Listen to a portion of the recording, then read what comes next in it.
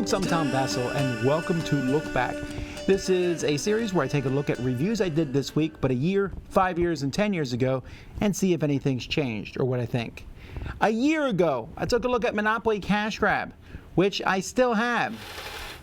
A gun that shoots paper money, which I now have to pick up. But I kept it, not because it's an awful game, but I kept it because I wanted to use it every time another game was a cash grab and just casually be like, can't really say what this game is. Why do I keep doing that? Anyhow, Treasure Mountain, a game about dwarves, worker placement, looked really cool, and unfortunately at the end of the day, just was not interesting at all. I was really disappointed by this one. Boof Bowl, another one I was disappointed by. From Ankama, these little Crossmaster type figures playing a sports game back and forth against each other, but the game itself wasn't good. Figures look neat. 1 to 9, this was an okay game about stacking cards from 1 to 9, like a really slow Skip-Bo maybe, or I guess Skip-Bo's slow too, but something like that. It's okay, but it's too casual for me. Chakra is a really pretty game, in which you're manipulating these things up and down, but unfortunately there's a lot of manipulation, a lot of stuff going on at the end of the day, and the game still feels a little more random than I would prefer. The Game of Wolf is another game I kept. It's an okay game. It's about basically you can join up with one person or take by yourself against everyone else in a trivia game. But I like the cards and the trivia questions they asked, so I kept that. Game itself was okay. Ghostbusters, the card game, which was a remake of another game about ink monsters or ink blots. This one here, you're moving around a circle catching stuff. It's, again, okay. It's fine, but it's really, really light and fairly lucky. But if you like the Ghostbusters theme, it works. Tutor is a game that comes with these cardboard hands that you put rings on. It's a fairly involved game with really creepy hands, but the game itself is not bad as you try to maneuver people into the right spots, trying to get the favor of the king. Kimono is a really pretty little game. Well, I mean, any game that has kimono on it as a theme works really well. But basically, kind of I split and then you pick half of them. I like that aspect. Dosa. This is a really cool idea. It has these they look like hockey pucks, but if you throw them just right, they slam on the table. They land. They have like a weird center of gravity. It looks almost like a magnet. I was pretty impressed by them. Zoo Break. Really like this one, folks. It's a cooperative game geared towards families where these animals are breaking out of a zoo and you need to get them back in. Cool pieces, cool theme. Had a few small niggling problems to it, but at the end of the day, I was very happy with this one.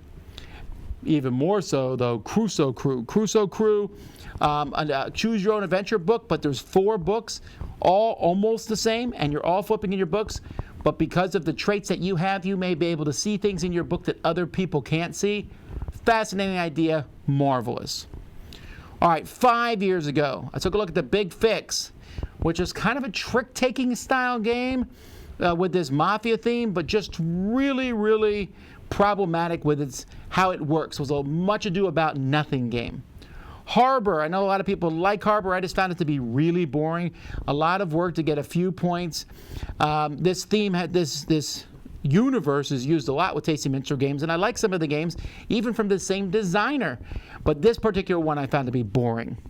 Family Challenge is an okay game for kids as you get together in teams and accomplish different challenges. Pirates, Ninjas, Robots, Zombies. Another game that's not necessarily kids, but it's very light as you put tiles down trying to make a group of your type. A Fistful of Dinero. This one's it's another one of those games that's okay. There's Western motif on top of it, but the actual card play isn't very interesting. On the other hand, Switching Tracks. This is one that when I saw it, I was like, I don't remember this game at all. I looked at it and I was like, oh, wow.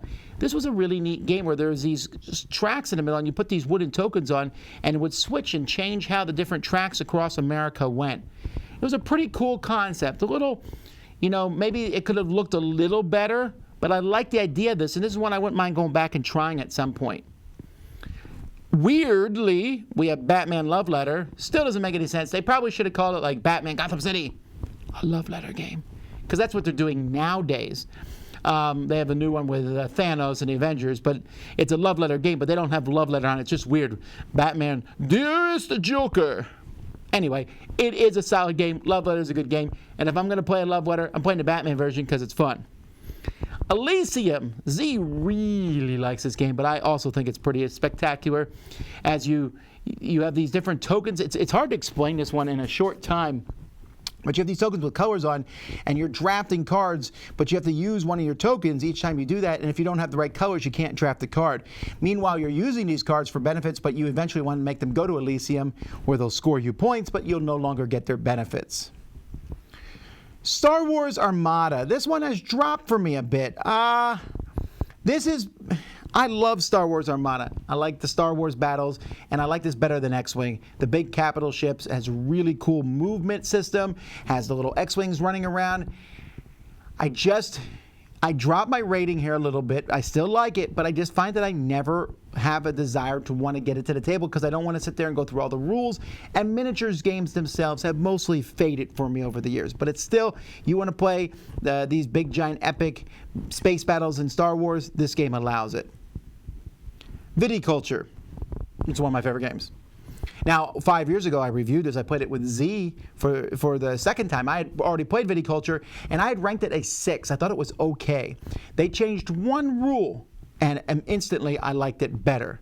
Now, to be fair, I think I might rank Viticulture an 8.5, actually. I have a 10 ranking here. But with the next expansion, or with its expansion, Tuscany, it's easily a 10. Tuscany is one of the best expansions I've ever played. Takes Viticulture, cranks it up, takes it from 2 seasons, makes it 4 seasons, adds the mamas and the papas, and adds a whole bunch of other stuff. I love it. Makes Viticulture one of my favorite games ever. 10 years ago, I reviewed Vasco da Gama. This is one of my most controversial reviews. I remember reviewing this game and just having had it with these boring themes pasted on games. And I took it out on this game. I yelled a bit in it, and I got a lot of feedback. I was too angry, and I shouldn't have tossed the box 3 feet, so I made an apology video, which has more views than the video itself. You can go watch those if you want to see what happened there. Maybe I'm a little too harsh, so I modified it slightly, but I look at Vasco da Gama, I just have no desire to play this game, this very boring theme. Now, on the flip side, the designer of Vasco da Gama, Paolo Mori, the stuff that he has made over the years is amazing. He's done some terrific games. So this was just one I didn't care for. Nuns in the Run, Melody and I reviewed this, and she enjoyed it more than I did, but I still thought it was pretty good. This has dropped for me because this idea of running around and other people hunting you down works in this game, but I think it works better in other games. And so Nuns in the Run is fine, but I think there's other games that do it now better, making me not want to play this one as much. Tobago, about finding treasure on an island. You've probably never played a game like this, as you are using logic to say where the treasure isn't and finally pinpoint where it is, and then you hunt it down and get it. It's a really good concept. And Pocket Battles. Pocket Battles is a weird little game in which you have these little cardboard tiles, essentially cards, and you just fight back and forth with them. And they made 4 versions of this, including the Civil War and Greeks versus Romans and Orcs versus Elves, and you can mix and match them, and it's a decent game. I think in the long run it's probably a little forgettable because there's a lot of these tactical back and forth games, but I thought it was pretty cool, and I wouldn't mind seeing this one redone at some point. Anyhow, those are the reviews I did 1, 5, and 10 years ago. Until next time, I'm Tom Vasel, and this has been Look Back on the Dice Tower.